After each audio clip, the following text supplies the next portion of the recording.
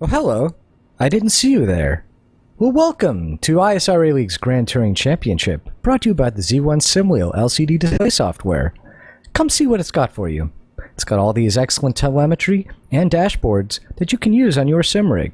You can find it all at z1simwheel.com, along with some excellent high-end custom-made wheels. This is Season 10, Race 9. Brands Hatch. I'm Daniel Quaroni. And in my neighborhood, we've got Anthony Muniz. Good afternoon, Daniel. And Brian Carey. And like Daniel, I've been in the drink. Okay, well, we just have come off Watkins Glen, where we had an excellent battle between James Cullen and Daniel Verness. That was the highlight. In the HPD, the highlight is that Wyatt Foster is, of course, leading. Daniel Gralty is pretty much locked up second. Ryan Huff is pretty much locked up third. Brent Briles and Brian Carey are fighting it out for fourth there, and Lance Snyder and Matthew Voigt for sixth. And actually, John Kelly's in there. Oh, wait. Yeah, kinda. And in the Corvettes, Todd Carver leading, again, locked up. Jeremy Burris, somewhat solid in second, but Lauren Bateman could challenge, especially if Jeremy Burris has one of his classic connection problems. Dimas Milana and Timothy Stahl, they're tied for the fourth spot. And finally, in the McLarens, James Cullen leading over Chris Damron Jr. That was a big upset last race. And we've got Corey Davis pretty solidly. Well, I guess Russell Cowan and Anthony Muniz could all challenge him for third, but he's looking pretty good with just this race and one more to go. All right, we haven't been to Brands for a while. Take us around. Well, this is a fantastic track to drive. It's going to be hard to pass because there's very narrow and a lot of corners, as you can see here.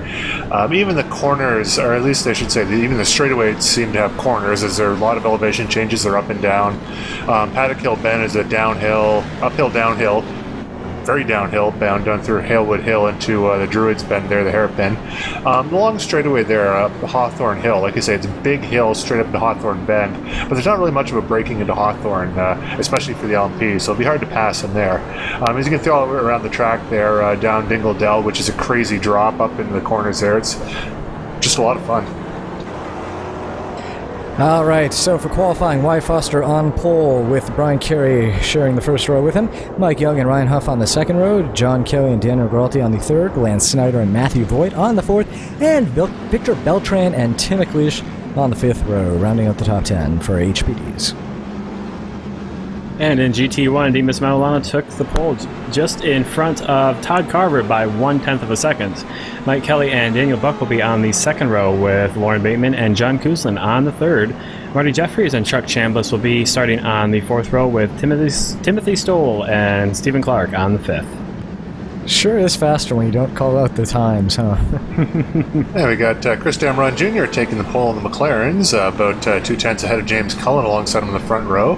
We have Daniel Verness and Andy Fuller on the second row, Corey Davis, Robin Ainscoe on the third, Colin McLean and Anthony Muniz on the fourth, and Renee Weissflog and Daniel Coroni on the fifth row. And I think we'll talk a lot about this track's features as we go through the race. I also really love this track. Hey, there I am.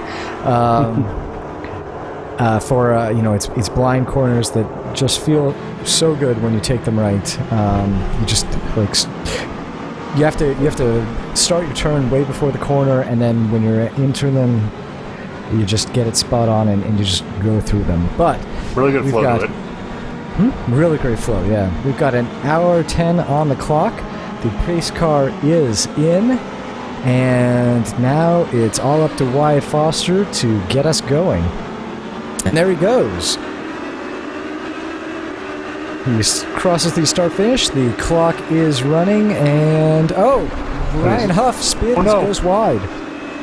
And Wyatt Foster's already out of the shot there, so I don't think Ryan was able to collected anyone. So I think he'll be able to rejoin as soon as things settle down just a little bit. You can see the dust trail as he rejoined the track, and the Corvette's piling into Druids here. This is one big braking area of the track, so I mean there might be some passing in these slower, like the Vets and the McLarens going into that corner. But it looks like the rest of the field, aside from Ryan, has got through all right so far. Well, unlike the LMPs, the Corvettes and the McLarens definitely not going single file as soon as they can and doing some good fighting here. We see Robin Ainscough taking as much width as he can. I think that iRacing models a little bit too much grip on that green, whatever patch it is. We'll hopefully see more of it.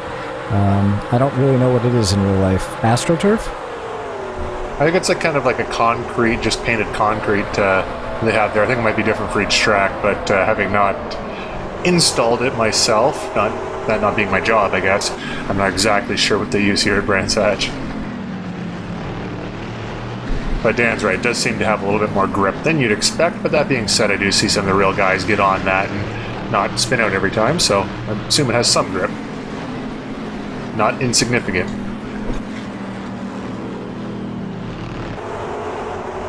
And now back to the McLaren class as they're about to complete their first lap. Looks like everyone has finally gotten into a single file, and that's Ainscough going sideways through the final corner. Oh, he tried to catch it. He would have been better off spinning there as the bounce, the catching sent him left into the wall. And that's quite a bit of damage. Yeah, that car is not pointed straight. You can see it wiggling back and forth. And not him checking out the car. That's him trying to keep the car straight as the car is trying to track off to the left there.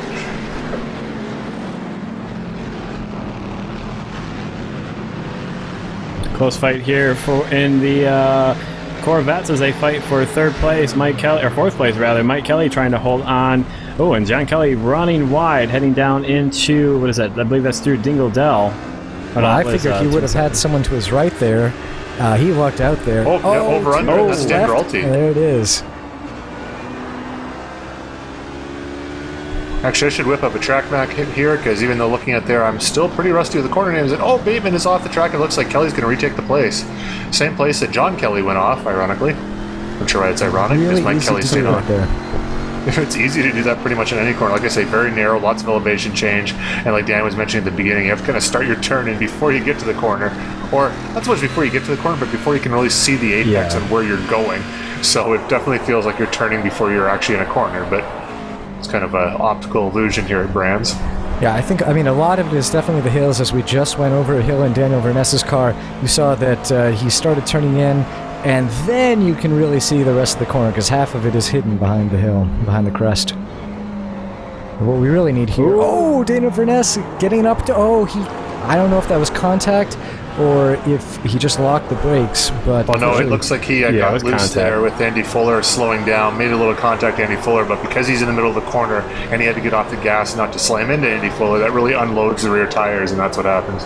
And Ainscough still doing laps. Maybe he decided to smash the other side of the car to balance it out, and now he's good to go. Well, Andy Fuller is really struggling right now. He seems to be unable to put the power down, and now it's Colin McLean's turn to see if he can take a look at him here. It's really hard to get a chance with the elevation change, because that was downhill, uphill pretty badly. It's a scene of Johnny Herbert's 1988 accident that pretty much almost ripped his foot off, and was able to make a Formula One career after that, but not as successful as he otherwise would have. That sounds painful. Yeah, no, I've seen the crash before, and it basically Formula 3000 cars. I think it was Formula 3000 back then, and they're going at quite the rate of speed there, and big pile up going down the hill. Someone got loose and just ripped the front of his car off, and unfortunately his legs got kind of mangled in the in that. Car is not quite as safe back then as they are today. Now bringing it back to the battle in the Corvettes. Warren Bateman trying to get back around Mike Kelly, who gained that spot after he was off exiting turn 7. Here's the battle with Stephen Clark, looking to see if he can't challenge on the inside of Timothy Stoll. Stoll must have been off circuit at some point because he qualified up quite a bit higher. He's currently running in 9th position.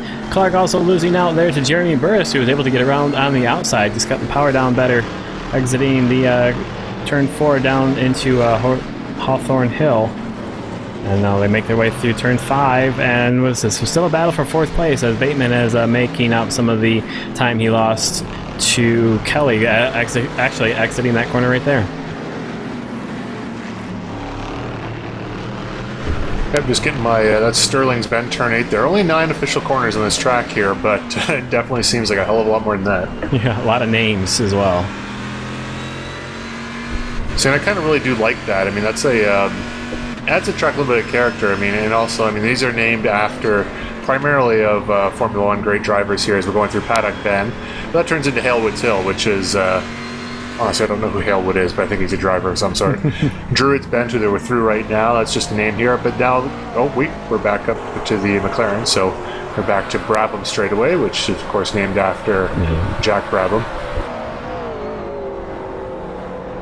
And once again, that battle between Fuller and McLean. Despite any problems Fuller may have been having, McLean took a peek, didn't do it, but he has not gotten past yet, and it's been a couple laps since we last saw them. And now on board with Jeremy Burris, he's chasing down Tim Stahl, and currently Stahl in 9th place, and giving the brakes for Jeremy Burris to just go on by. So there must be something wrong with Stahl's car.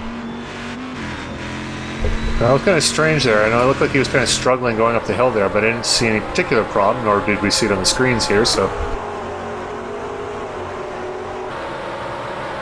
And McLean very close there to Andy Fuller as he continues to try and get that spot, that 3rd place position from Fuller, heading now through Westfield Bend. Here comes Wyatt Foster, coming through to lap the field at a high rate of speed. And only in about 7 minutes or so.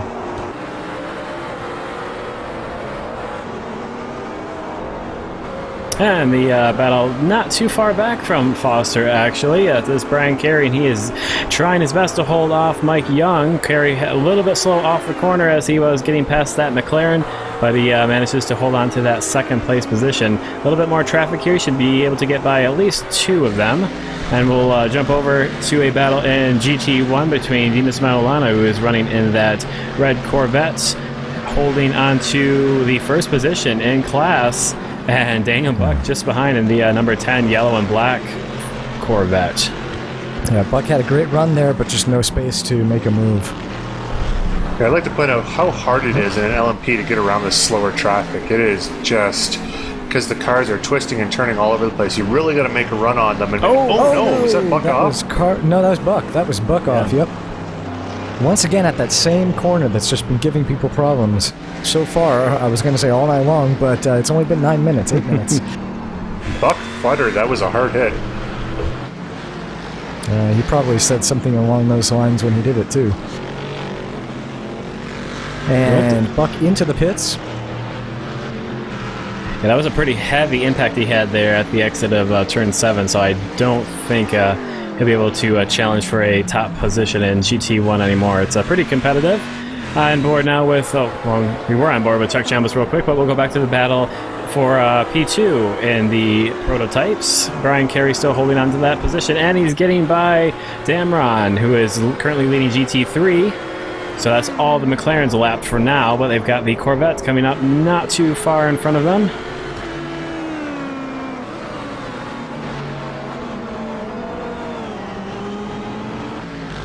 Oh, there they are. That looks like close to the back of the Corvette field, so not really too far in front of the battle in 2nd for prototype. So keep an eye out for those guys coming through here, not in the not too distant future, as we watch Chuck Chambliss trying to hold off John Kuzlin as these guys battle it out for 5th place in the class. Chambliss holding on to that at the moment.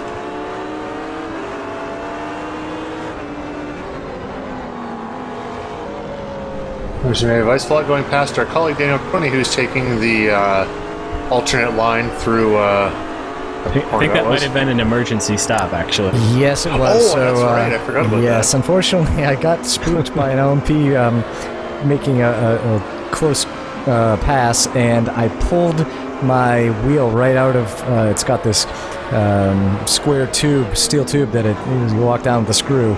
Pulled that right out, and I had my wheel on my lap, so I had to pull over and put that back because I just could not race with it on my lap. As we go on board with Victor Beltran putting a move on Lance Snyder, went on the inside, and he made that look easy, but he does get slowed up there by the McLaren, and we won't get a chance to see if he gets repassed by Lance. Yeah, if you go to Dan's YouTube channel where you're watching this right now, the Sim Racing Dan, just click on there and you'll find his onboard over-the-shoulder shot of that. Go back to where on the screen there where there's about an hour left according to the timer there. and just watch him. You'll get to see him pull it off, stop, readjust, and continue on. It's a good piece of film. Yeah, it was a real pity because, I mean, I wasn't super competitive, but I was, I was running with them reasonably well, and that just put me 25 seconds back.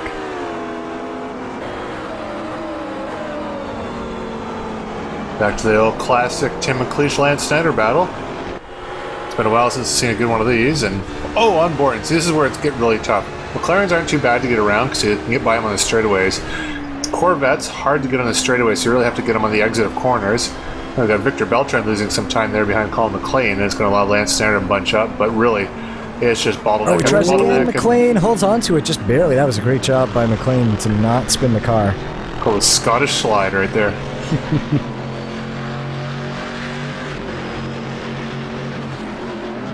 And now back with Burris and Stoll making their way through turn 1. Stoll gave that position to Burris on the long back straight there. Not sure why that happened, but his car seems to be running pretty well right now. They are fighting for 8th position in GT1. Stephen Clark not too far behind, so if he can keep up the pace, that could be a three-way battle. We'll have to see how that turns out throughout the race, but good battling here between these two guys.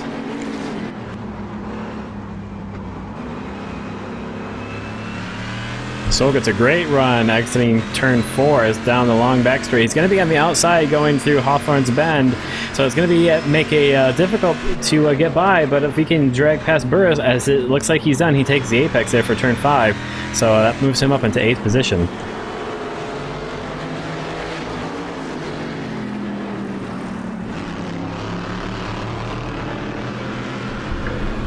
Alright, just again, random, not funny randomness for me, but like as you know, as a big hockey fan here, I just turned to the station to see my local junior team getting their ass handed to them right now in the Memorial Cup. So, gonna stop watching. Is that the same team that won the last time we were watching? Yeah, that was actually, it was. They won the Ontario Championship, our league, because there's 3 leagues across the country, so they won that championship convincingly, and they've won 1 game, lost 1 game so far in this tournament, and we'll be losing a 2nd game, probably. Anyways, back to Victor Beltran here, Lance Snyder, Tim McLeish, and now Robin Ainscoe driving the newly remodeled McLaren MP412 CD or CED for extreme damage, not the other thing that stands for. And that right there over on the right is Renee Weissflog in the wall. Also not good for Renee. Not sure how much damage she got from that, but it looks like actually because of that off, looks like his car's fairly undamaged, but because of that off, the gap between himself and Qualroni is now closed back up, so he has someone to battle with after his emergency service there at the exit of turn 4. Oh, but not for long. Nope, Renee, no. Now, did I ever tell you guys the story about my coworker who went to Vegas and the wheel popped off his car? No.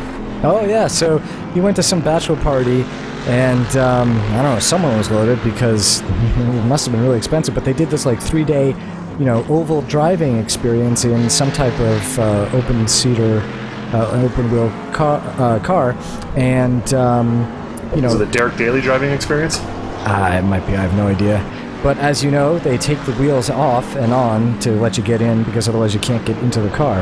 And while he was driving, the wheel popped off in his hands and he hit the brakes, but he still hit the wall pretty hard. Steering column broke the glass or plastic on his helmet, and I gave him a black eye. It was nasty business for a while there. That's how you know it's fun. It's all fun and games until someone loses an eye, and then it's a sport.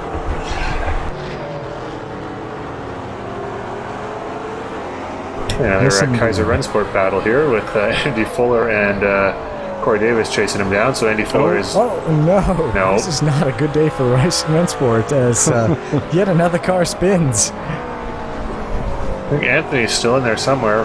Wait, or is he? Yes. Yeah, Anthony's still hanging out in 5th, but Colin McLean obviously passed Corey Davis there, and Andy Fuller spun.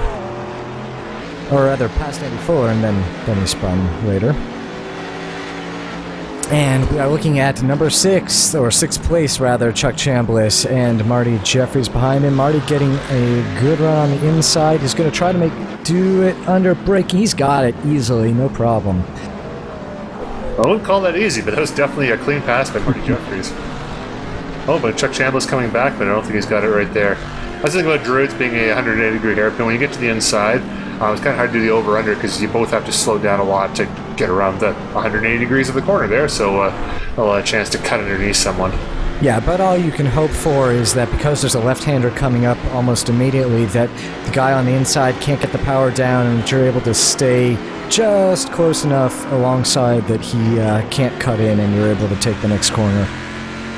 It just missed me battling with John Kelly there as I had a spin and lost about 35 seconds because I had to do an Austin Powers turn. Dust what? There was a dust cloud. I was wondering if that was your dust. No. I had spun earlier and got stuck.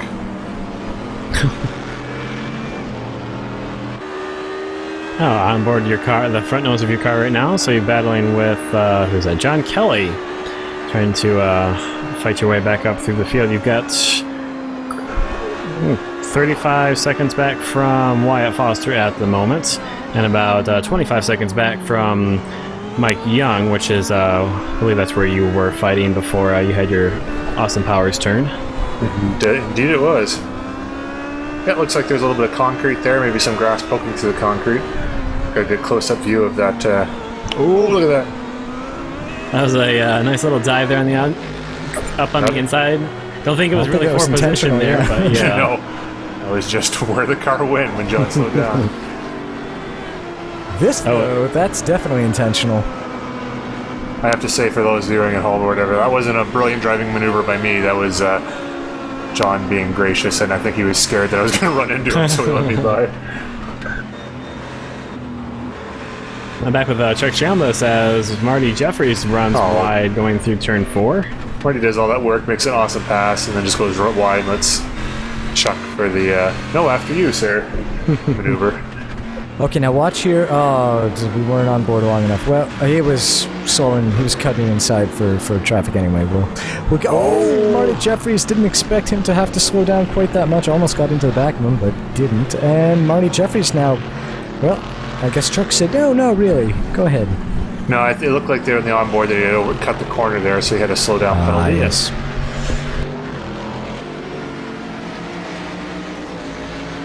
And by the way, Stahl now shown in 8th, and he had been down in 10th when he let Jeremy Burris by. And in fact, now he's ahead of Jeremy Burris, so maybe he got a corner cutting penalty as well. I can't explain that. We'll have to ask him. We actually saw Stahl get past Burris there, but that's fine. Well, no, I'm just saying that when he let him by, obviously the car's okay. He's still running. Yeah.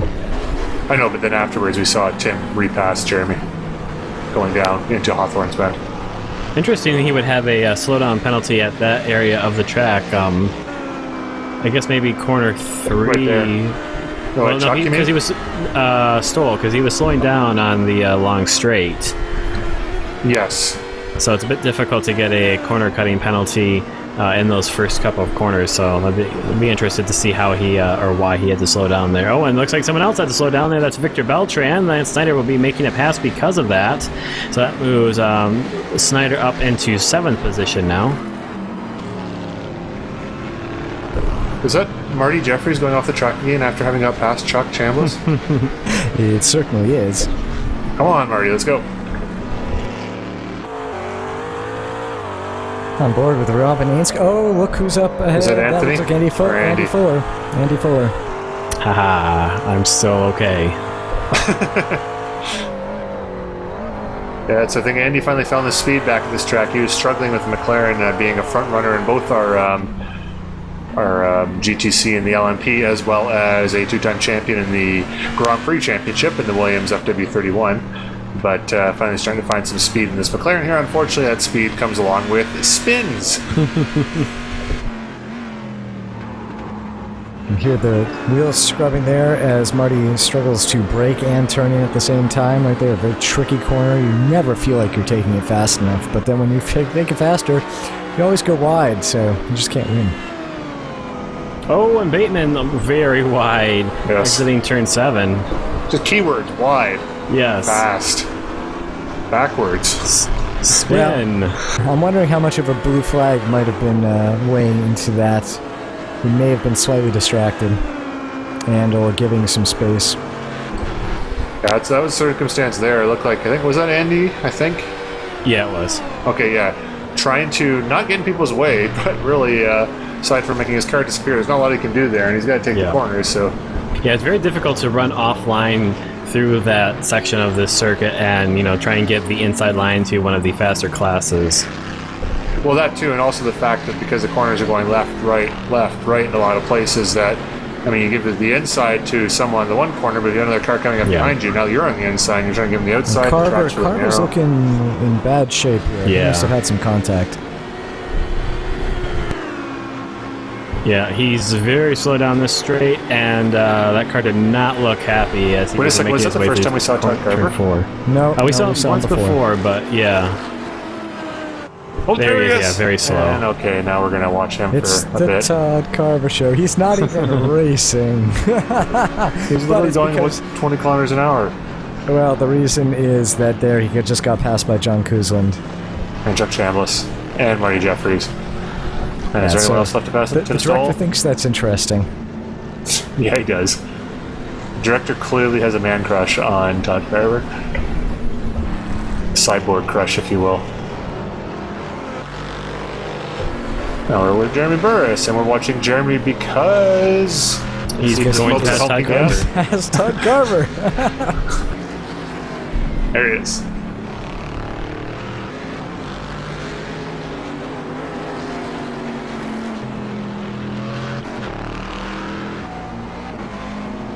Hey, on board with Daniel Qualroni now, making his way through Druids.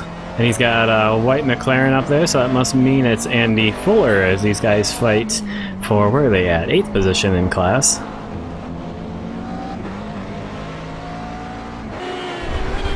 See, that steering wheel is firmly in place, but Victor Beltran, no, Todd Carver is in the pits.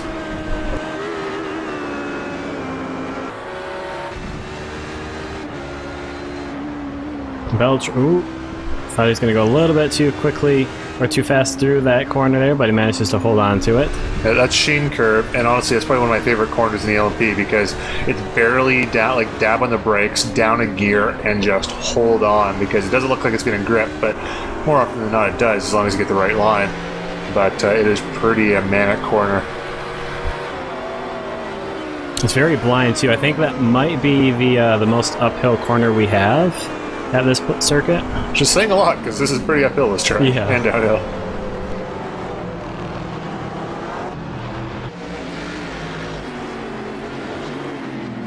I think that's Mike Young in there somewhere, the second place runner.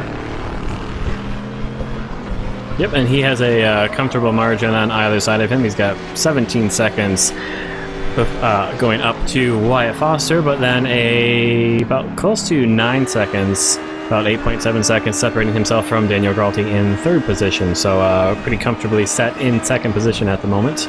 And that was, Victor Beltran going wide. I was going to say John Kuzland into the pits. Once again, even though he's normally known for his excellent fuel economy and pitting last, once again, he's pitting pretty early this race.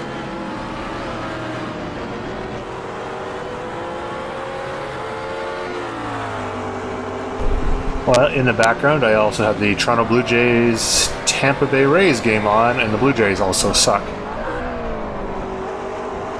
Yeah, so take that, fans. You have a bad team. Well, I've had lots of teams. I think of the team I like that's any good. Well, to be fair, the London Knights, junior hockey, pretty good to get where they are. But anyways, Andy Fuller, Daniel Crony battling it out. Robin Ainscoe is slow. Looks like I think he might have had a corner cutting penalty there, and he was on the brakes coming out of the corner, so that's going to be a pass, I think, for... Yeah, because he's going for it. I don't know how long Fuller's going to have it. No, he's going to be nuts trying to pass into here.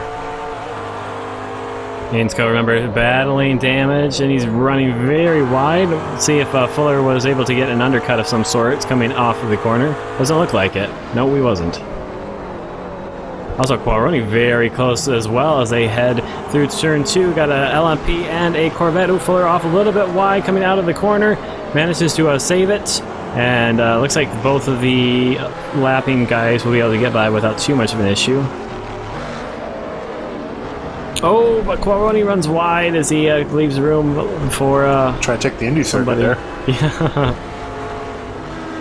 Oh, speaking of the Indy circuit, I just want to give a shout out to my Southern Ontario colleague, Robert Wickens, who finished on the podium in 3rd place for the DTM race this past weekend here at Brands Hatch. Don't use a full course like we are now, but they cut across there, which is known as the Indy circuit, and congratulations to him. It's his 2nd full season in the DTM series, driving for a Mercedes. Very cool.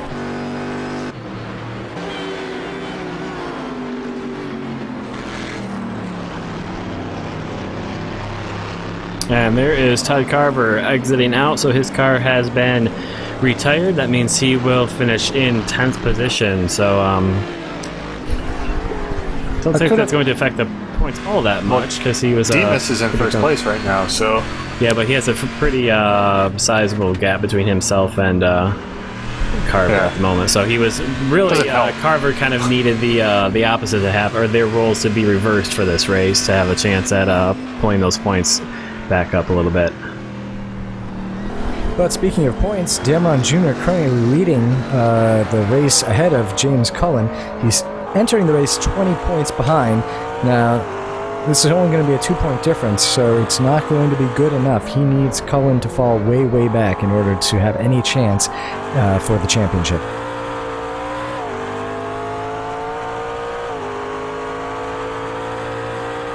Yeah, really, he would need Cullen to finish quite low down the order this race and our final race that we have at Road America because of the way points are scored. Oh, Ty Carver's actually still around. He's in the dirt, but he's still not retired yet. So I guess he's still trying to trade some laps. Sandcastles. Trying to write messages that they can see from space.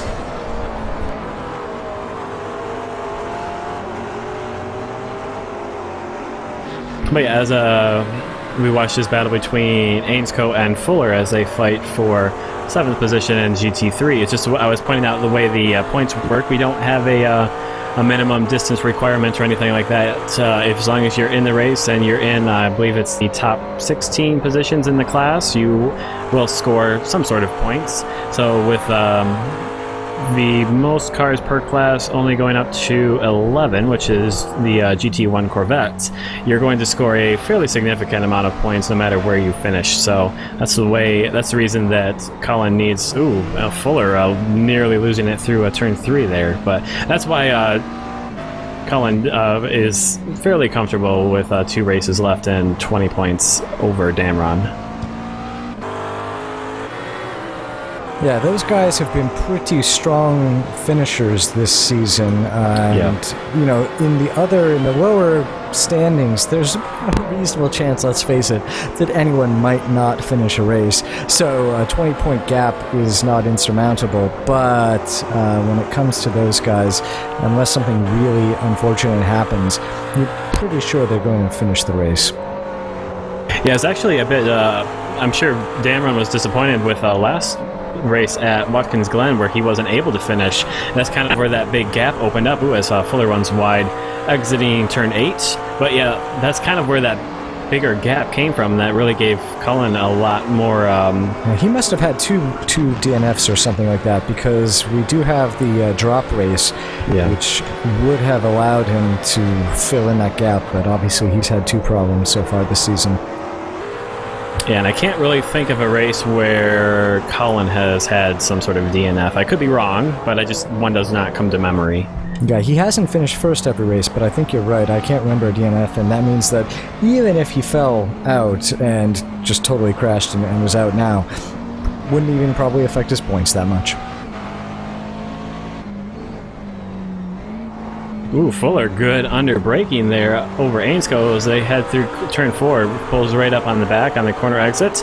Looked like I caught a bit of wing damage there on the back of Fuller's car, so I'm not sure how much that's affecting him. Using the draft, trying to pull out, heading towards turn 5. Gets very close, pressuring Ainscough, but not able to get it done. Still very close, going to take a peek up on the inside, heading into turn 6. Still can't get it done. It's a difficult corner there. You really need to be alongside to make a pass happen there, but I guess it's the battle of the damaged cars at the moment. Well, I think that what he was hoping was to force a mistake, and it didn't happen, unfortunately, for Andy, but he'll keep trying since he's still right there behind Robin. And here comes Matthew Voigt at 1,000 miles an hour. There he goes. Warped 3. Hope he gets held up. And off he goes. And Matthew Voigt holding on to a pretty good 6th position at the moment, and there's Wyatt Foster actually making his way through, and then looks like he's about to put a lap on Matthew Voigt here in the not too distant future.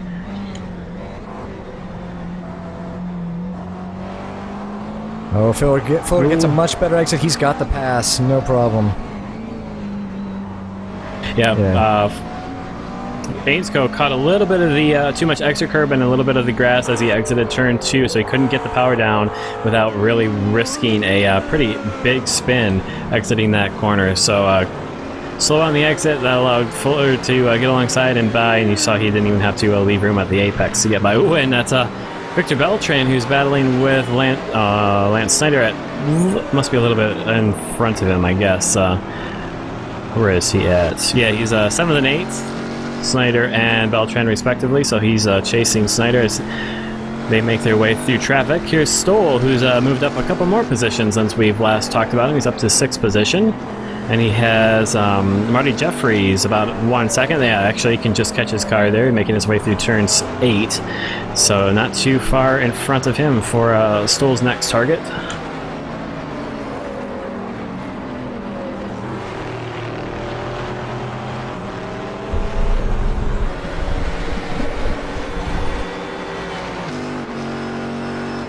Trying to think of something to say here, but really just kind of enjoying the battle right now as these cars are interclass cars are going between each other.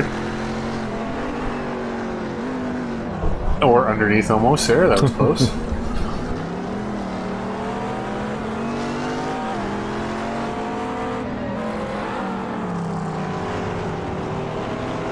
Alright, looks like Tim should have him right now going into this corner here. Should, maybe. No. Straight away, I think. See if that works. Being that he's in a GT1 car, I would hope that would work. Yeah, like I say, not a lot of space to get around, guys, on this track. It is a bit more difficult for the Corvettes passing the McLarens in the curvy bits of this track because they a bit worse on the brakes than the McLaren is. So it's a bit harder to outbrake a McLaren, especially you saw that he kind of poked his nose out early in the first sector of the lap, but couldn't quite do it. Oh, and Mike Kelly goes around exiting turn 3. Backward, sideways. Continuing. He wasn't that close, but Lauren Bateman, I believe, just got past him there for position, so... Yeah, you'd be correct. Look how dirty that windscreen is. He's going to need someone to wipe that down when he gets back into the pits. Yeah. A little Windex or something on that bad boy. Oh, it's all tear off, man. Tear off. Lazy. Gotta get in there and scrub elbow grease. That's how things get done.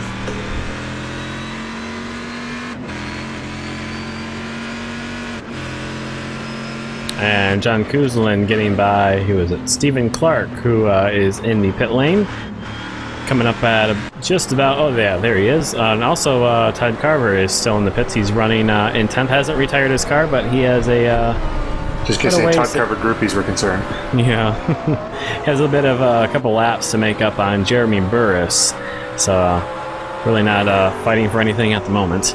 But it looks like Ainsco's been able to close the gap a bit to Andy Fuller now that the traffic has cleared out a little bit, although I did just catch an LMP, I believe. Who was that? Tim McLeish. Oh, and also might be Dan Gralty, who's putting a lap on him.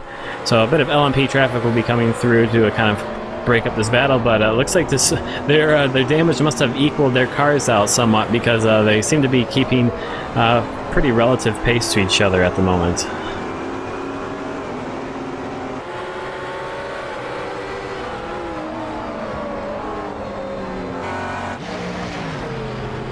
And there's Colin McLean coming out of the pits, so very, very short pit lane here, so the turnaround time isn't as long as it is. It's say somewhere like Spa, which is ridiculous.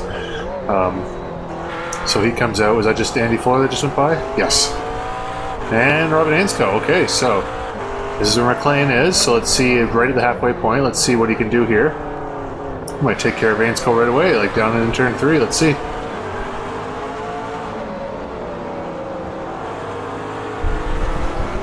Might take him a few corners longer. We'll see if there's any actual top speed difference as they go through on the straightaway here. We'll be with this battle for a few seconds at least anyway.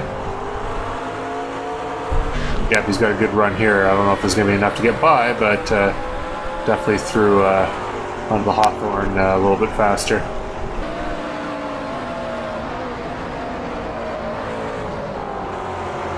I wasn't able to really close the gap. He did get a much better run going through the actual corner, so I'm guessing that must be where Ainscough is losing all of his speed. He's going to take a little peek up on the inside. Ooh, and thought better of it heading into turn 7. That is definitely a one-line corner.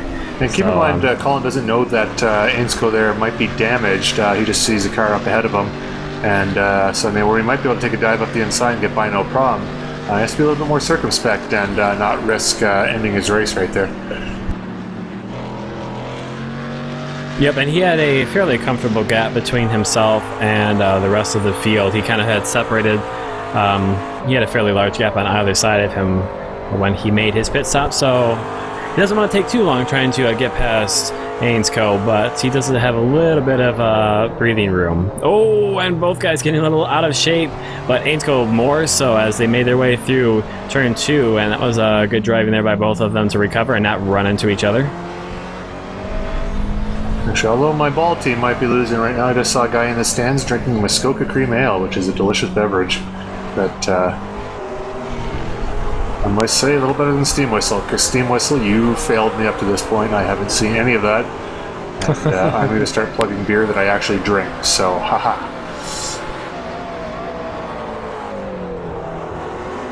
Well, that was a good run by McLean there, but now that's, well, my car, I guess the LMP coming down the inside. Almost dying right there, but it looks like Colin's got a run going into, well, we'll see, I guess, maybe. Yeah, he had a run going through that section last time, but I couldn't do anything with it, so we'll have to see how that plays out. Meanwhile, Mike Kelly, nice run there on Stoll, passes them for 4th position. It looks like Mike Kelly must have pitted earlier than those two drivers, as he was about to come up to Marty Jeffries, who's currently running 3rd place, but it's a little bit higher than he was earlier. McLean taking a peek up on the inside, going to run on board with Ainscough, and he takes the apex through turn 1, so he's still got the position, but let's see if McLean can. Nope, he's going to still hold on to that inside. Oh, McLean makes a diving move up on the inside. That was great, and he's going to hold the inside again for the next corner, so that should be the pass completed. That was a great move, diving move on the inside, but Ainscoh's going to fight back, heading down towards turn 4. Don't think he quits. Holy Jesus! Look at that. A random Corvette. That would be Marty Jeffries, I believe. And look, that was Fuller off and stopped there as well at the Indy circuit area, and I think that is both of their races done, so that must have been a collision. And actually, I know that was a collision. Yeah. In all fairness, I don't think the drivers were as surprised that I was that a Corvette was across the track there, because they could probably see him. But I was so focused on seeing what that Corvette behind those two battling guys were going to do that suddenly a Corvette in the middle of the track kind of scared a little bit out of me. So, especially when you weren't expecting it. Yeah, that got my adrenaline going.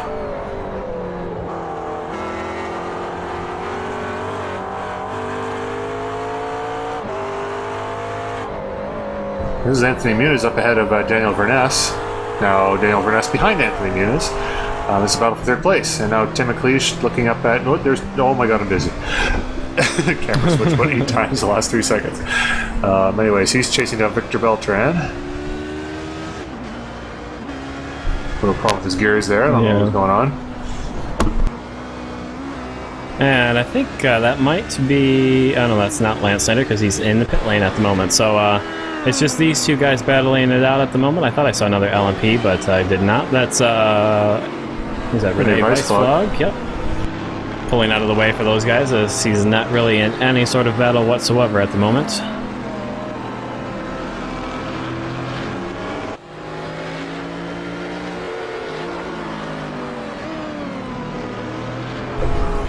Oh, and yeah, I remember what happened with Marty there. Let's just say it was a whoops. It was, yeah. We'll call it that. I think that's the most I've ever seen a Corvette damaged before. I don't think I've ever seen it missing the front bumper or bodywork. Luckily they don't get damaged like they do in real life, but I've definitely seen a real one damaged more than that. Yeah. It's actually kind of funny, well, not funny. It's the wrong way of putting it. But when you see a Corvette that has, or like one of those cars, oh no, that's Lance Snyder off the track, so that's going to cost him time, I guess, no positions. But when you see one of those cars damaged in such a way, you realize that all the chassis and whatnot are pretty similar once all the bodywork and everything is taken off. But if you get the McLaren, that Corvette, or that LMP, they do look surprisingly similar.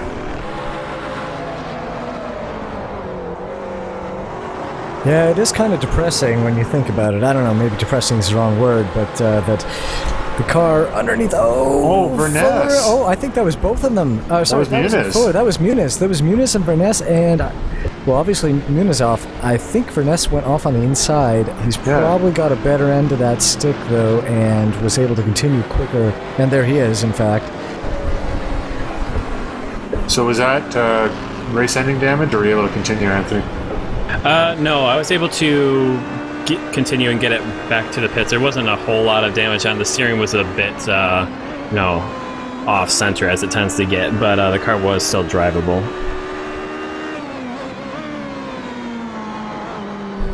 Look at this, I'm right on the tail of Mike Young, but I have made a pit stop. Or no, he's made a pit stop. Sorry.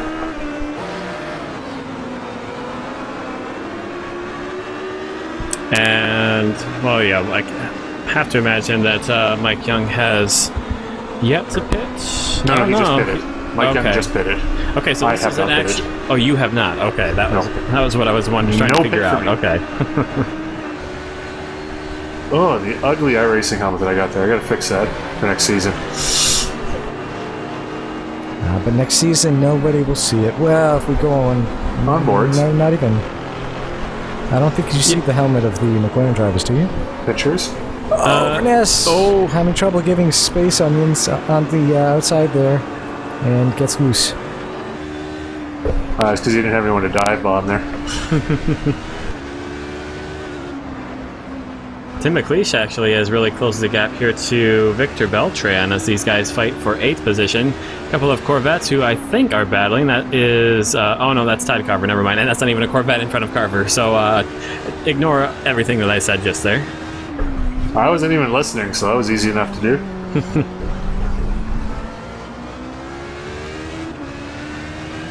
Man, that helmet is giving me a headache. It is bright.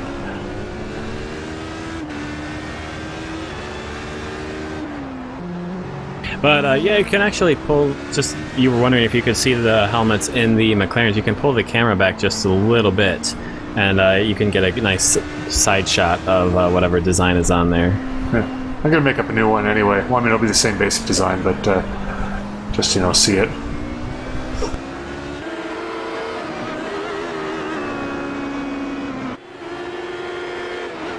And back with Kerry as he was sort of fighting with Mike Young. I guess he's really just driving around at the moment. Am I ever?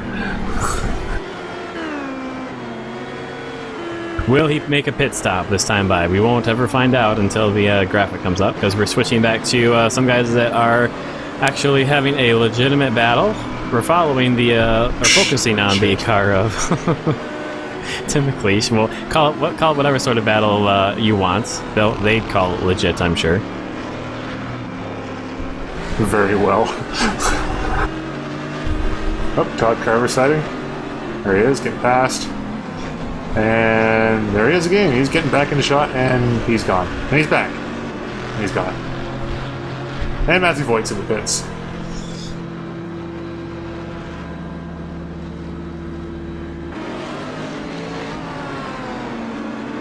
Boo, steam whistle, boo. Still a cool looking car, but boo.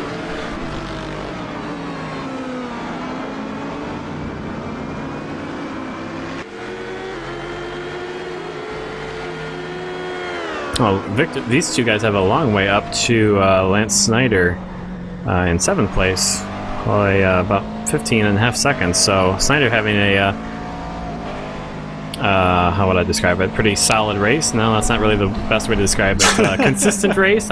He's driven a consistent pace, and he's got himself in front of Tim McLeish. Sorry, Lance. Anthony was really trying there, but that was the best he could do.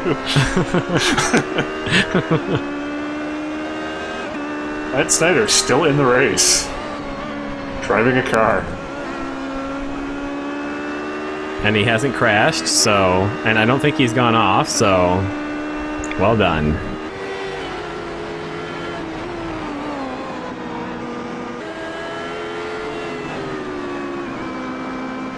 Actually, all things considered, I know from back from, I think, season 6 when he ran the LMP the first time there and Lance ran that car, he was...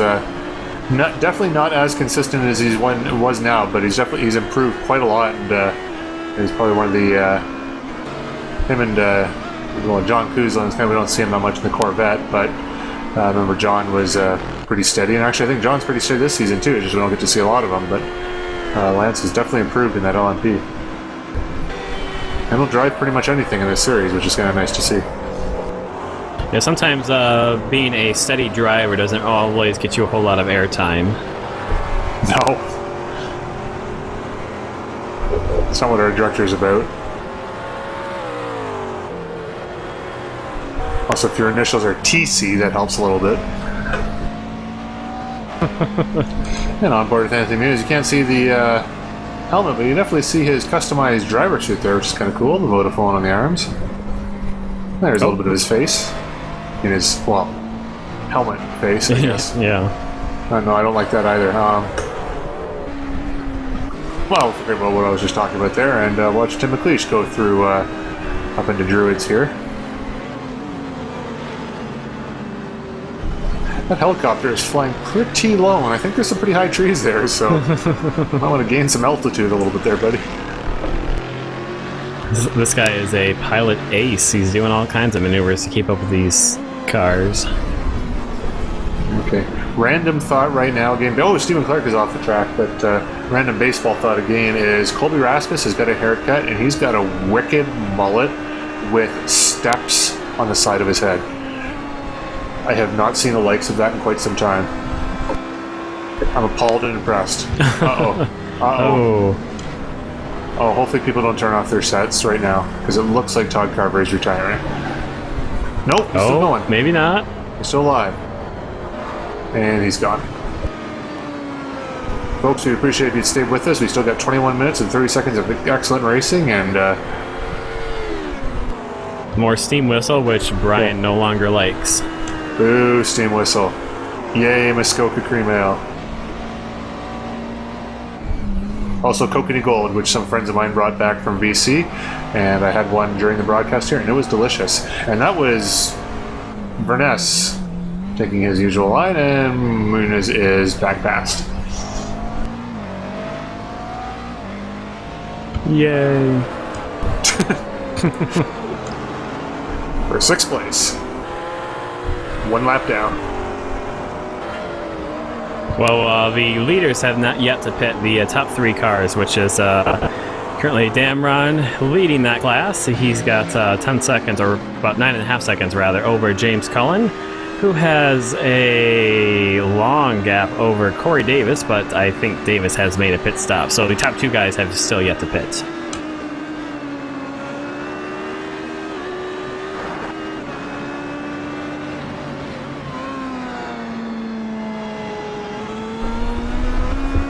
Quick shot, Matthew Voigt, now Tim McLeish, and quick cut. There we go. I guess that's what the director likes to do, is that Tim McLeish is go to the nose shot for about 3 seconds, or 2 seconds even, and then Right back to the onboard. Do prefer the onboard, though. Yeah, cool. You can see the HOMS device all hooked up there, just in case. I mean, safety first, people here. I mean, you want to be as safe as possible while sim racing, especially your virtual head. But I mean, obviously adds to the realism. I think it'd be kind of cool feature if you could do like a sim race or whatever without helmets and just guys' heads, like the hair flowing in the breeze.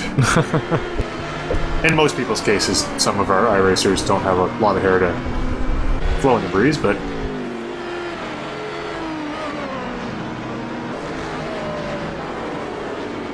Well, you can sort of get that effect when they finally release the Lotus 49. You'll have the classic style helmet, and which you can actually put your face on the driver somehow. I haven't played around with that, but you can do that now, apparently. Yeah.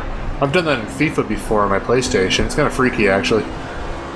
Yeah, apparently you can take a photo of yourself and put it on the template, or the helmet template, and then your face will show up on the Lotus 49. That would be definitely unnerving for a lot of people. I wonder if I can do it so I end up being a Cyclops with just one eye in the center of my forehead. I'm just wondering how many people are going to do the troll meme face. Indeed. That would be funny for maybe the first 3 times, and then it would just get old. I'm voting for Dan's Cyclops face. Go Cyclops. And go Robin Ainscoe in the pits. See how he sits. Definitely not a Cyclops. Actually, I don't know that. I don't know that for sure. I've never seen Robin before. Could be a Cyclops. And now there's moving a cutaway. And to John Kelly. John Kelly racing close with Matthew Voigt. And Matthew Voigt, well, he's not racing close with Brian Carey. So, is that Daniel Gralty who he's just getting lapped by? It is one of those Red Bull cars. I think it might have been Gralty, yeah.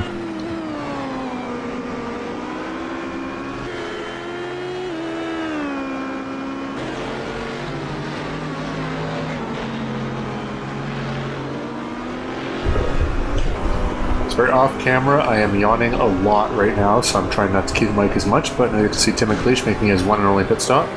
I think one and only. Was he in the pits before, or is he just... He will, of course, be filling the gas tank of that car with some steam whistle. An alternative fuel that's allowed in the GTC. Yeah, no, that's how Canadians fill up their car. We don't use gas up here, guys. They export all our gas down to... Well, we're trying to export all our gas down to you guys, or at least oil anyway, but environmentalists are being difficult. It's not like we're going to light the gas pipeline, or the pipeline on fire. It'd be ridiculous. So we were forced to use beer. And beer is what powers all. Yep, my hockey team now down 7-0 in the second period. Oh, nice one. It's a football score.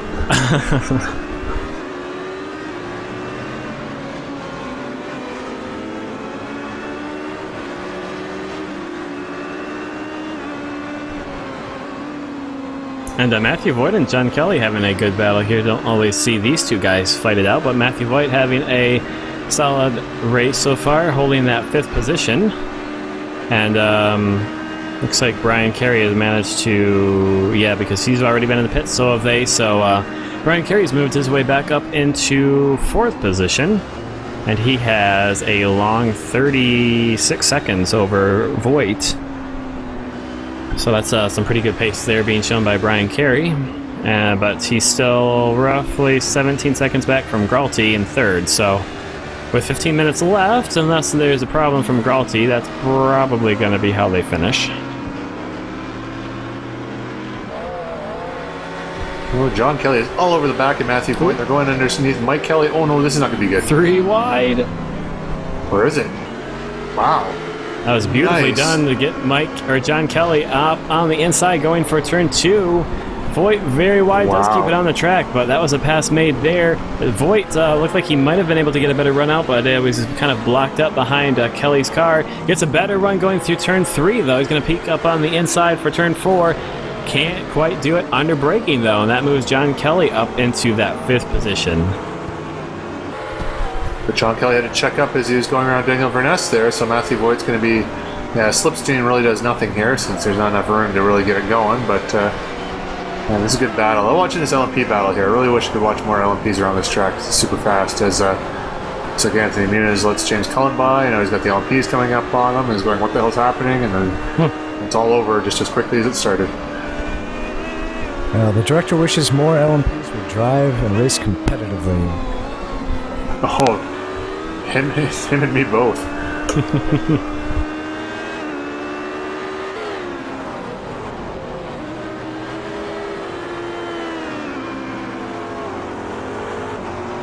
Actually, nice to get a look at both of these guys driving the LMP. You don't see them all that often, although I think we've been seeing Matthew Voigt a bit more in these last couple of races. It is indeed, yeah. Both of these guys running classic Porsche liveries.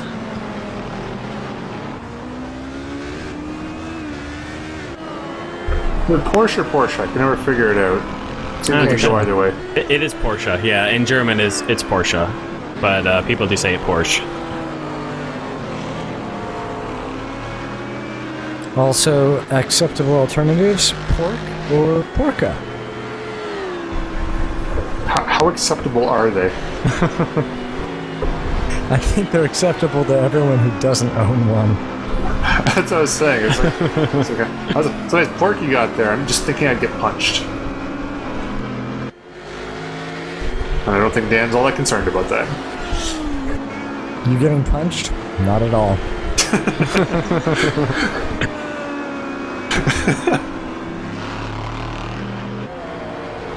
I just imagine him saying, "Brian, go tell that guy nice. Go tell that to that guy over there standing with the nice Porsche." Yeah. And Dan driving away in his MX-5 with an evil grin on his face, cackling to himself. Oh man, so I'm gonna go back to 15 left in the race there and get that sound clip of Dan saying that. That's awesome. You getting punched? Not at all. Surprisingly makes me very happy for some reason, considering he's the one that I wish getting punched. Any harm I can wish upon you that thrills you, I'm happy to oblige. But don't worry, I drive a Miata, so I get called plenty of things. Sadly, none of them are appropriate for this broadcast. Oh my god, we finally got some base runners. Took to the damn 8th inning. It's Brian, the bitter fan, who's commentating this race today. Brian, the bitter fan, who's none of his favorite teams ever win. I don't really have a football team. My soccer team is Newcastle, and they suck this year. They didn't get relegated. Baseball's the Jays. Brian, They suck. You've been drinking way too much. Newcastle is a beer. Oh, it is. It's a delicious beer. Love it. And that's one of the reasons I love coming to the States, because here I can get a 12-pack for like $25. But when I visit my parents in New Jersey, that same 12-pack is $10. America, home of the cheap beer. Love it.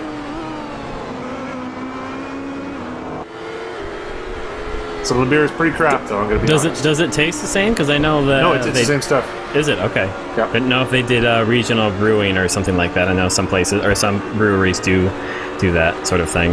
Yeah, no, there's a few different things. Like I know there's like the big name brands like Budweiser and Labatt's, I think, and whoever it is, Coors and Molson or whatever, have kind of like brew agreements where all our Coors, for instance, here is made here, and all the Molson in the States is made by Coors.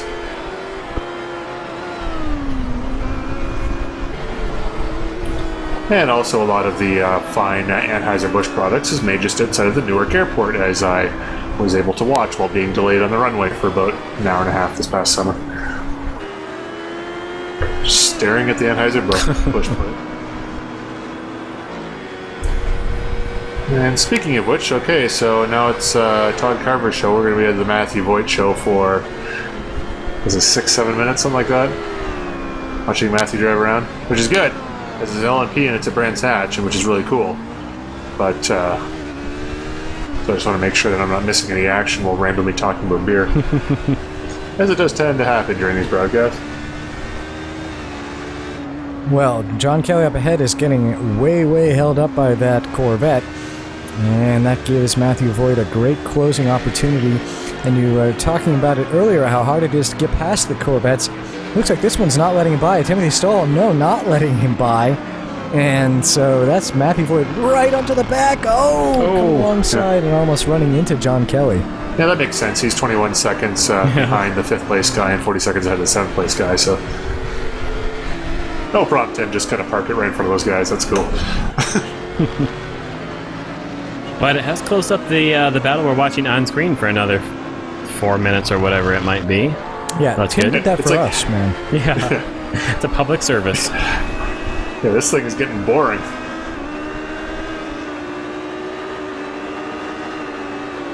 How he had the foresight to know to do that, I don't know, but good job. Well done. These are the Buffalo area, so they know a lot. And that was Tim Stoll and Wolf Blitzer. Oh, Robin Insco. Yeah, he went off, and I think that means that's a pass for our colleague Daniel Quaroni, who we can see just in front of these two guys. Yep.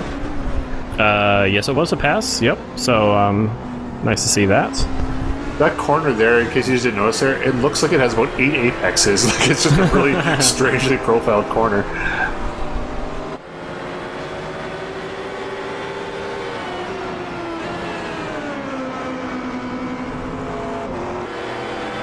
Now watch how they turn in here. You don't really get the sense from that angle. Oh, and Kelly running wide. Get the sense from that line. Again.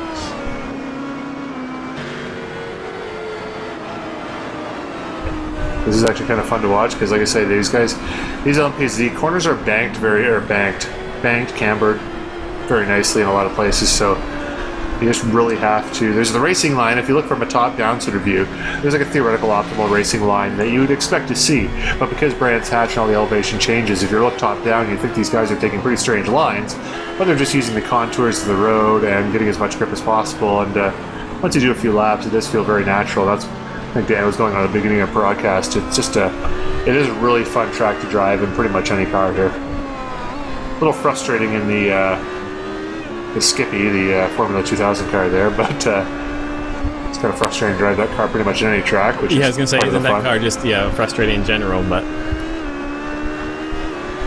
oh my God, someone got an RBI. Congratulations, Toronto Blue Jays, for pulling your heads out of your asses finally. Since we'll ignore Brian's senseless minor league baseball talk or whatever and see that John Kelly being held up a lot there by the GT1 leader, Dimas Maulana. And Kep is gone between the two LMPs of Kelly and Voigt, and they're still not able to get by, so it looks like they should both make the dive going into turn 9. No, can't quite get the speed off of that final corner.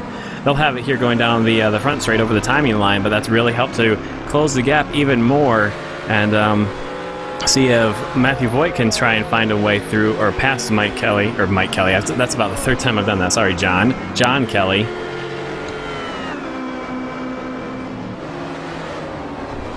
John Kelly will slap you senseless if you get that wrong again.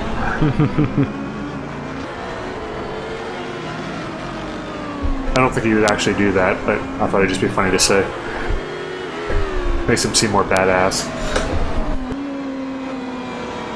Oh, there's James Cullen up ahead. There's nothing you can do right there.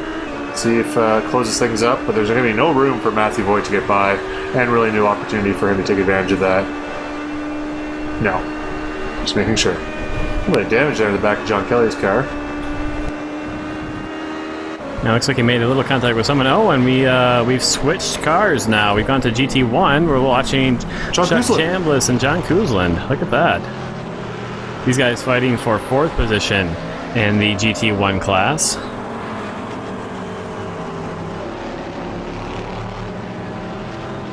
And Kuzland into the pits, so that we'll be switching away pretty quickly. Yep. Now to Robin Amesco, actually, who will actually be, looks like we might stick with him for quite a while.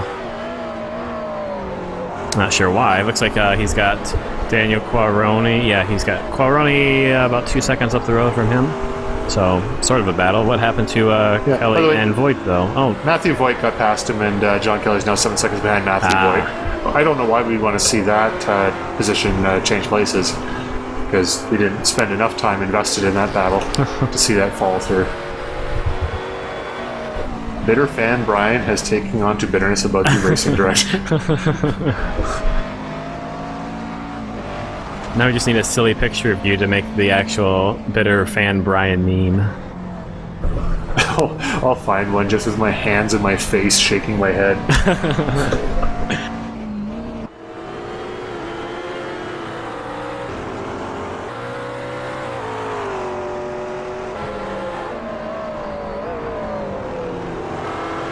And Ainscoe has managed to close the gap a bit to Quaroni as he tries to chase down that 7th position. That's dropped from 2 seconds to about 1.3 at the moment. So have to see how this plays out. Not a whole lot of time left. I'm actually realizing we're down to about 4 minutes running wide there, exiting turn 5. So I might, doesn't look like it affected his speed all that much, but not a whole lot of time for him to catch back up and pass. So I think Quaroni's going to have a... Right. There you go. So he was taking the right before he could even really see it. Yeah, that was actually a really good view of that, because that's pretty much what you're seeing from the cockpit. The onboard shot gets you a little bit higher, and you can see a little bit more, but that's a little closer to what you're actually seeing when you're driving that corner. And like I say, really awesome when you get it right, because that's all memory right there. You can't see that coming. Skills, if you will. Racing skills.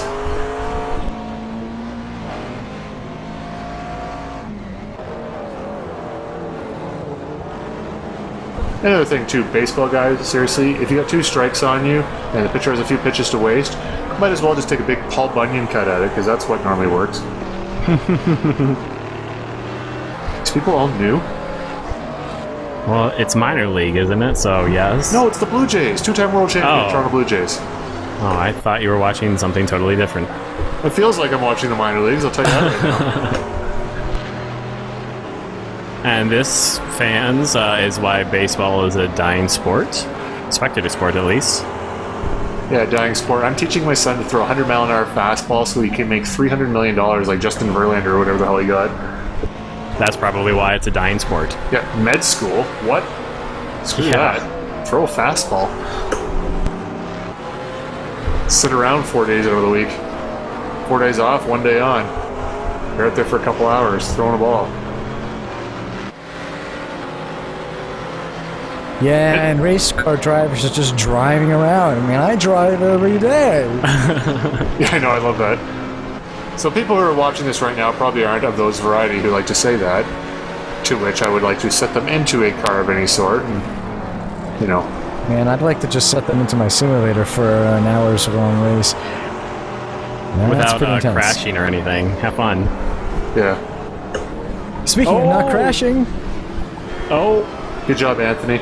Wow. Your teammate just made him crash. Check me out, though. Oh, yeah. Ooh, look at that spin. And you know what Mike Kelly was saying? It wasn't, oh yeah. I'll tell you that right there. I flicked it and got it out of the way. Yes. As he had to drive off the track and around you. And probably saying some of those things that we're not allowed to say. Seriously, double play? Oh, good, he dropped it. Sorry. And this dual commentary brought to you by Brian's... I really need to focus. There's a minute left in this race. But, yeah, this is in a battle for position. Oh no, Wyatt Foster. And, wow. Hard into the back of John Kelly. And that's going to drop him a lot of time. He's got plenty of time to get recovered and finish the lap. But a bit of risky business trying to make that move there with... how much time is he in front of Mike Young? It was 35 plus seconds ahead of him, so... A lot. And by the way, Dan Gralty seems to have dropped out and is in last place, so... Just about to point that out. damage from bottoming out the car somehow or something like that. His engine just like exploded in the middle of the lap. And sadly, Dan caught on fire and had to stop, drop, and roll out there by the... Well, no, actually, he just kept going because the engine behind him, so as long as you move forward, you're okay. Physics, people. We bring it to you 100%. You won't burn as long as you keep moving. You just have to drive fast enough. And a whole bunch of people taking it home now. This is kind of crazy, actually. And Damron Jr., I believe this will... I don't think he has any more laps left to do. I think he just did it, although we won't see... Yeah, no, I'm pretty sure he's done. Until we see the checkered for Wyatt. Yeah, Vernesto is finishing. Yep. Wyatt does have to finish, that's right. And Wyatt has now finished, and so we've got Damron and Cullen behind him, so yeah, Damron wins the race because there's no one that can pass him now. And on board looking back at Robin Ainscoe, Colin McLean is That's a pass, forcing his way by. For, ladies and gentlemen, that wasn't just a pass for Quaroni. That was a Daniel Quaroni pass for a position. Yeah, it was. Wasn't even paying attention. Fantastic. Mike Young, second place. Can you get Colin McLean for the lap? No, he's not even close to him. And Corey Davis takes home third position, which we'll see later. Yeah, I mean, I can tell you what happened there was that Colin had been close to Corey Davis, and I think Robin didn't want to let him by because he was going to use Colin to block me against, him getting past, and then Colin just finally had enough of it. Forced his way by. And Lance Snyder finishing strong, just about a second behind John Kelly up ahead there. You can see him just lapping me as I saw him coming, and I was like, oh, geez, he ain't moving. So I decided just outside to the top five. For some reason, we don't have the finisher boards for the other classes. I can't explain that. But, that's why, because the leaders weren't there last cross. They're both right ahead of him. Well, Wyatt Foster here, 200 points. Daniel Gralty, he's in second. And Ryan Huff, likewise, safe in third. Brian Carey, pretty safe in fourth there. Lance Snyder, pretty safe in fifth. Brent Browse and Matthew Voigt could dice it up for sixth. In the Corvettes, Todd Carver has taken the championship. Lauren Bateman, 29 points behind. Dimas Milana, 34 points down from there, which means he could potentially take second. Jeremy Burris also in contention for the third spot, and Timothy Stahl could move his way up to fourth, depending on how things go.